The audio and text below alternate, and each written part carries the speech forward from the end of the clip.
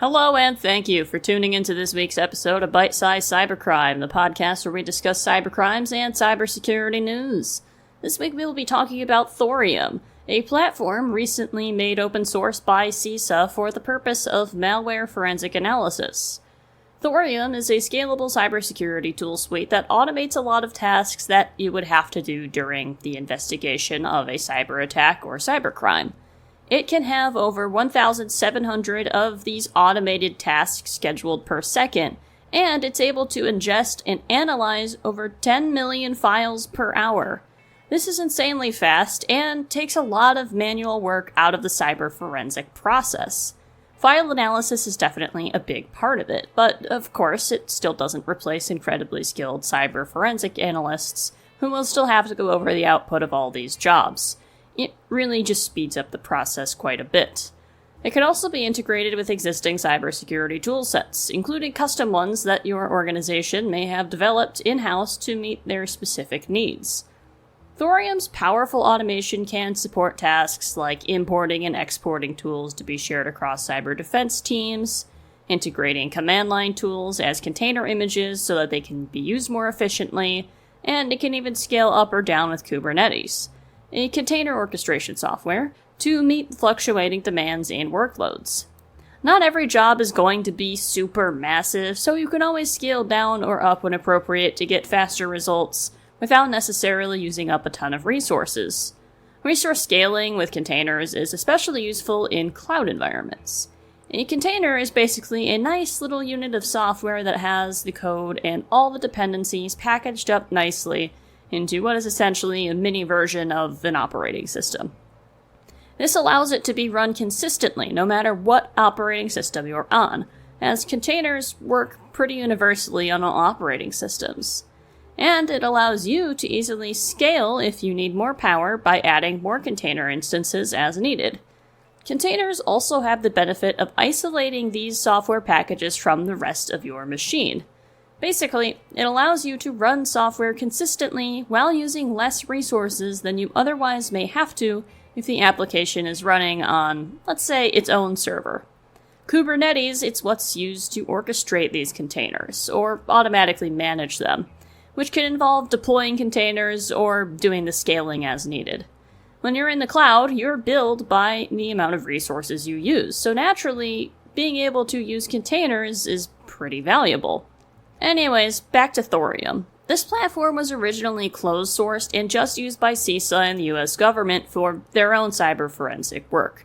By opening up to the public and making it open source, this allows for a really powerful security tool to be incredibly accessible.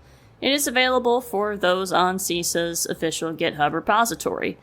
To take advantage of it, you do need an understanding of containers and Kubernetes. However, it's not something you can just download and use out of the box on your standard PC.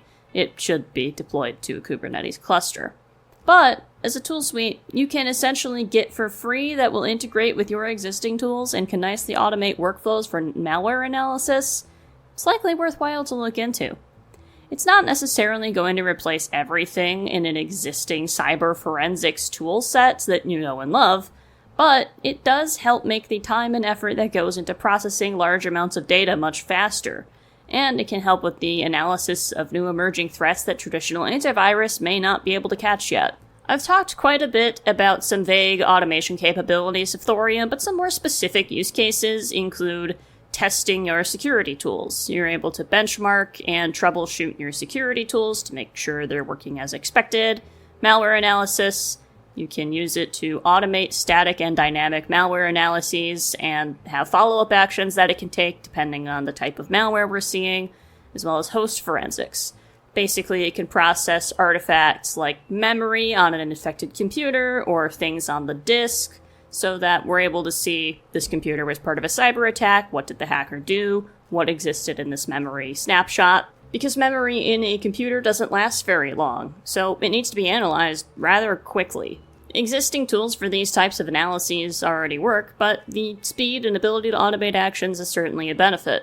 If you're already familiar with different cybersecurity tools, Thorium is most accurately compared to something called Assembly Line, which is another platform for the analysis of malicious files. which also features heavy automation to speed up the processes. In a Reddit comment, the creator of Thorium said that some of the core differences are that Thorium uses group-based permissions, Thorium supports automatic execution based on tagging, Thorium does not age out data and scales nearly infinitely as long as you have sufficient compute and storage resources, and that Thorium natively supports ingesting and running tools on Git repos, and it understands commits where assembly line does not. Now, given that's from the creator of Thorium, I'm sure assembly line may have some advantages that Thorium does not. That's just a basic comparison for if you already are familiar with some other cybersecurity tools. This also isn't the first tool that CISA has decided to make free for the public use either. One other notable tool they released is called Eviction Strategies tool, which is an incident response tool that can essentially automate the processes of containing and kicking out an unauthorized hacker from your environment. This can also be found on CISA's GitHub repo, along with a variety of tools for other purposes that can be leveraged. It'll be interesting to see how this tool ends up fitting into a lot of people's playbooks. But I, for one, am all for more open source, free options for people who need to improve their cybersecurity posture. Honestly, you can't have enough of those. Having something closed source may be better in some options, especially if you may need more support for it directly from a vendor, but some of the benefits of open source are the high levels of accessibility and low cost. Thank you to CISA, Bleeping Computer, Security Affairs, Dark Reading, and Medium for information on this new cybersecurity tool that has been released to the public, and some use cases for it. And of course, thank you for tuning into this week's episode of Bite-Sized Cybercrime, and until next time, stay secure.